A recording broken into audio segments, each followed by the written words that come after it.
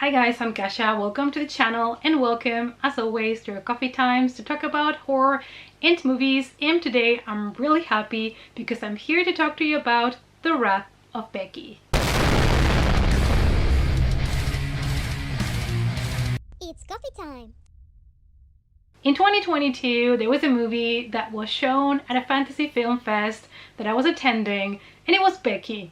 I didn't know exactly what to expect from this movie, but the audience and me, myself, loved it. I had so much fun with it. The moment it came out, I bought the special edition, and I know it's not a movie with a deep message and story-driven, but it was a lot of fun. So when I heard that they were doing a sequel, I was excited and scared, as you should always be with sequels or remakes, and I finally watched it and I'm here to let you guys know what I thought of it. As always, it's spoiler free. This is an action thriller directed by Matt Angel and Suzanne Coote, and they are different directors from the first film, so I was excited to see what they were going to do with Becky. The film is a direct sequel to Becky from 2020, and Lulu Wilson comes back and reprises her role as Becky. Becky was a revenge movie that introduced viewers to basically a teenager killing machine, and it was gory and fun, so let's see if this sequel also is up to the standards. 2 years after she escaped a violent attack on her family, a 16-year-old Becky attempts to rebuild her life in the care of an older woman, a kindred spirit named Melina. However, when a violent group known as the Noblemen break into their home, attack them, and take their beloved dog, Becky must return to her old ways to protect herself and her loved ones. So Becky is not a sweet 16 typical girl, and she is trying to avoid being put into the system, and she's trying to just stay at one foster home. It's really interesting to see the beginning of the movie because you get an introduction to how she is currently living her life. In both Becky and The Wrath of Becky, we have her as a character that once something happens to her, once a traumatic event occurs, that's when she starts seeking revenge. And this time, much like the first one, it's personal. So we have, apart from the character of Becky that we all know and love, now it's a little bit older, but she has the same attitude. We have a trio of guys that are so stupid, and they meet Becky at a diner and they make the mistake of messing with her. I'm not gonna give you really much details of what goes on in the beginning because I don't want to spoil anything. I think it's better if it's a surprise for you. So basically they mess with her, and so she decides it's time for revenge. These three guys and their boss are kind of more cartoonish, I would say, than the villains and the antagonists that we had in the first movie, but it works quite well, and it obviously they are portrayed a certain way so that you absolutely have to sympathize with Becky and take her side. Kevin James did such a good job with the villain, with the antagonist in part one.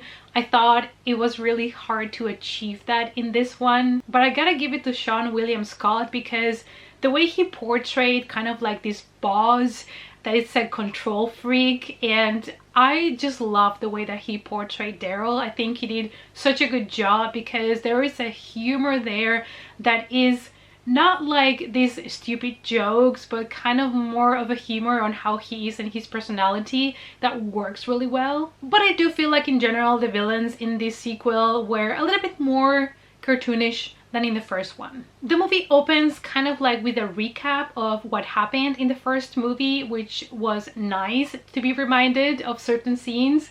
And for people that have not watched the first movie, I guess it might help, but I do strongly recommend you not to watch this one if you have not seen Becky first. I think it's nice just to see the evolution that she has as a character, and also you understand a little bit more where she's coming from, because the Becky we met at the very beginning of the first movie is nothing compared to what we got at the end of that very first movie. The movie does start a little bit slow pace, and I would say the majority of the cool action happens in the 30 to 40 last minutes of the film, so they're building it up and building up the characters, and I did enjoy my sweet time with this because all the facial expressions of Lulu Wilson as Becky are just fantastic. I really love her. She's almost, for me, like a Wednesday Addams.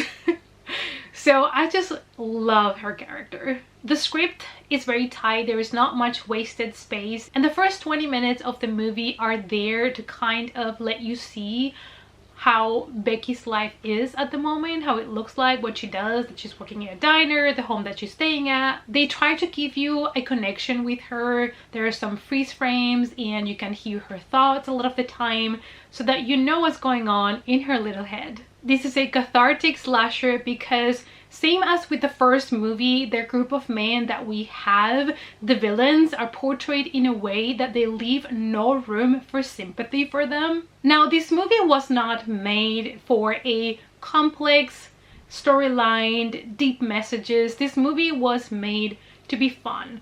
I've seen reviews of people saying that this movie doesn't really have much to say, but this is not the type of movie that you watch if you want a deep commentary on something, or you want a complex, intricate storyline. You know what you're going for when you go to a movie like Becky or The Wrath of Becky. You're going for the fun. You're going to be entertained. You're going to see the gore. And is this movie entertaining? Hell yes. Is this movie funny? Yes, it is. Did it deliver with the gore? It did give us some kills. So I'm gonna defend this movie because I think it does a great service, which is entertaining you as a viewer. And instead of trying to do something complicated, this movie knows what it is, it embraces it, and it works wonderfully. We don't always need a super complicated story with many subplots that end up not being developed and ends up being an underwhelming film. We don't always need super deep messages. Sometimes fun and entertainment is what we're here for. The movie is more violent, there is more blood, and there is a higher body count. The only thing that I would say is not negative, but I feel like the kills in the first movie were a little bit more imaginative, even though they were also a little bit in the fantastic side. Some things that happened were not as believable, but I thought they were a little bit more imaginative with the kills in the first movie. So in this movie, she has more people to kill and she has a lot of fun with it, but I feel like the deaths were less impressive or less, I don't know, out there than the first movie was. But let me tell you, they are satisfying. You're gonna get your amount of gore and fun with it. In the end, I ended up giving this movie a 4 out of 5, which is the same that I gave the first movie, because I had the same amount of fun. I was entertained. I feel like they took all the good elements and things that the first movie had and they just moved it to the next stage in Becky's life. It is really interesting, you know, when you have a movie like Becky and it ends, you kind of wonder what the character's life is gonna look like after what happened to her. So it was cool to see a possibility of how her life would look like after it. And the movie opens kind of the possibility also of a franchise, maybe becoming a franchise, because the way it ends, I could see maybe a third movie coming, which will be really cool because I love the character of Becky and I would not be opposed to another movie. I know some people might find this repetitive because it is the same premise. You have Becky, somebody has pissed her off and she is gonna seek revenge and is gonna kill a bunch of people that we know are evil, so we're rooting for her. We want them to be killed. And so it's kind of like the same formula, but the formula works.